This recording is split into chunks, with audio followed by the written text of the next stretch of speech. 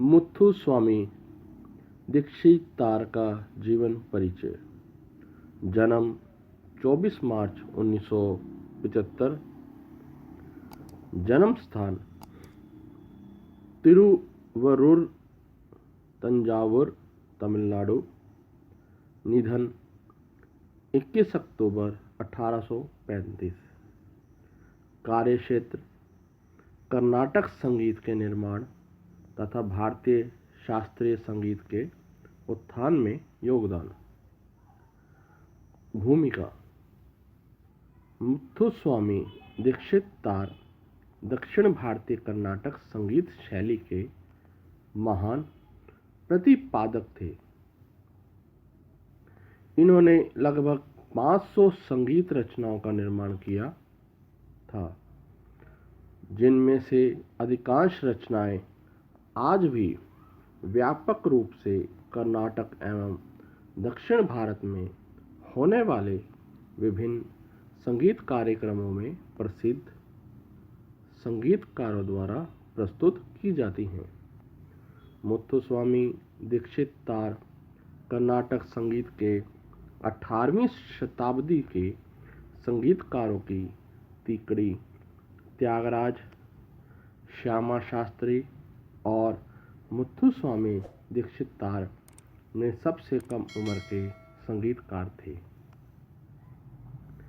त्यागराज, श्यामा शास्त्री के साथ साथ मुथुस्वामी दीक्षितार ने भी भारत के उत्तरी और दक्षिणी संगीत तथा काव्य को एक साथ समायोजित किया।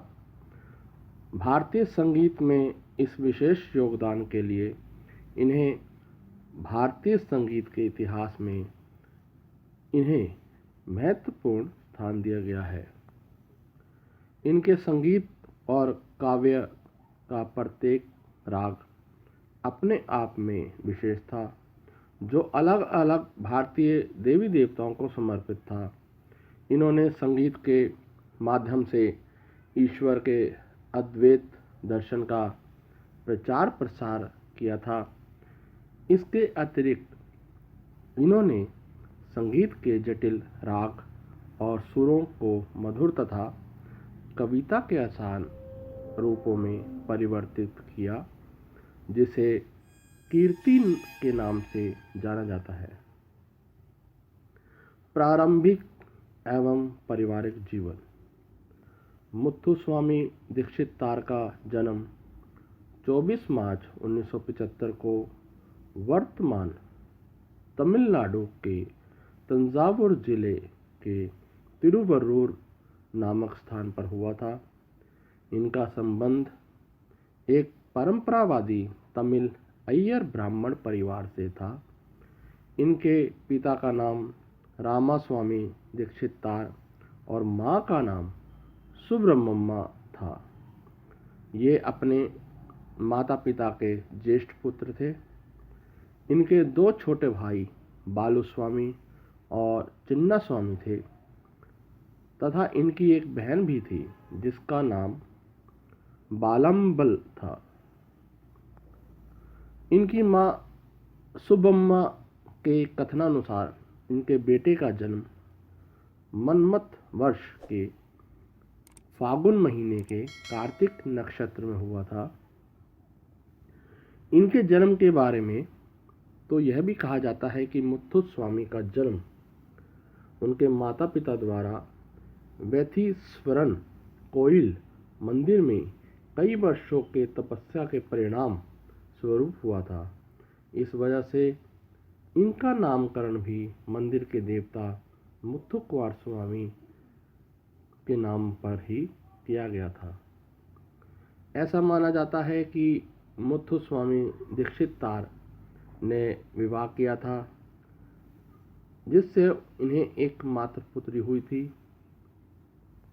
जो संगीत के वाद्य यंत्रों को बजाने के लिए प्रसिद्ध और सिद्धस्त थी। इनकी शिक्षा दीक्षा। शिक्षित ब्राह्मण परिवार में जन्म लेने की वजह से इन्होंने संस्कृत भाषा, पारंपरिक धार्मिक शिक्षा और संगीत की प्रारंभिक शिक्षा अपने पिता से ग्रहण किया था। मुत्थुस्वामी दीक्षितार के प्रथम गुरु इनके पिता थे, जिन्होंने इन्हें प्रारंभिक शिक्षा दीक्षा दी। इसके बाद योगी चिदंबरनाथ इन्हें अपने साथ ले गए, जिन्होंने इनको आगे की शिक्षा दी। परंतु दुर्भाग्यवश इनकी इस शिक्षा पूर्ण होने से पहले ही इनके गुरु का निधन हो गया। इसके बाद ये संगीत का और अधिक प्रशिक्षण नहीं प्राप्त कर सके।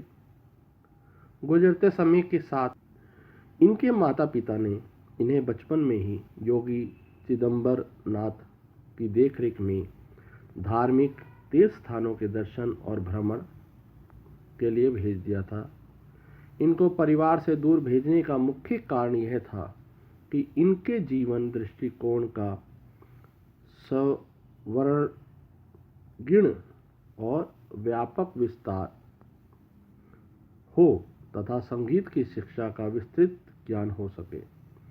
इन्होंने उत्तर भारत का विस्तृत रूप से भ्रमण किया, जिसका प्रत्यक्ष प्रमाण इनके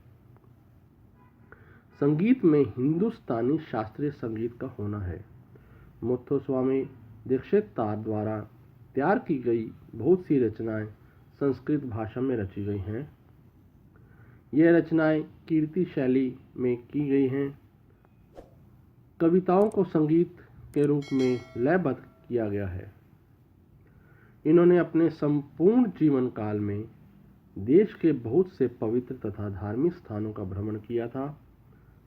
परिणामतः इन्होंने विभिन्न देवी देवताओं और मंदिरों का विशेष उल्लेख अपनी रचनाओं में किया है। इनकी रचनाओं की मुख्य विशेषता यह है कि इनका निर्माण तत्कालीन प्रचलित तरीके से अलग हटकर एक विशेष तरीके से हुआ है।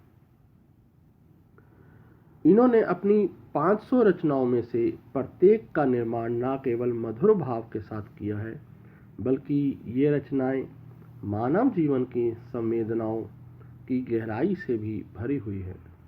इनकी संस्कृत की रचनाओं में मंदिर के देवी देवताओं को आधार मानकर वर्णन किया गया है, जबकि इनकी व्यक्तिगत सोच अद्वैतवाद की अवधारणा पर आधारित लगती है। इनके द्वारा रचित गीतों में मंदिरों का इतिहास, वास्तुकला, मूल्यवान परंपरा और उसके परिसर के सौंदर्य का जीवंत वर्णन देखने को मिलता है।